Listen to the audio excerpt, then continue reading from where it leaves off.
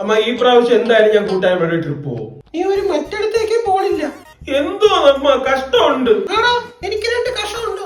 കഷ്ടമല്ല കഷ്ടം. അമ്മ ഒരു കാര്യം ഓർക്കണം, ഞാൻ ഇന്നലെ നൂല് കിട്ടി ചോറ് കൊണ്ടിരുത്തി കൊച്ചൊന്നുമല്ല. ഞാൻ വളർന്ന് ഞാൻ പോവും. അത്ര വളർന്നെങ്കിലേ ഇന്നലെ കിടന്നു കൊടുത്ത ബെഡ്ഷീറ്റ് കൊണ്ട് കഴുകിയിടും. അത്ര വളർന്നില്ല അമ്മ. എന്റെ അടുത്ത് പറഞ്ഞു നിന്റെ അച്ഛൻ വലിയത് കേൾക്കണമായിരുന്നു. നിന്റെ കാലി വരെ തറക്കടിക്കുമായിരുന്നു. അമ്മ പ്ലീസ് അമ്മ ഒന്ന് വീട അമ്മ. എന്താണ് അവിടെ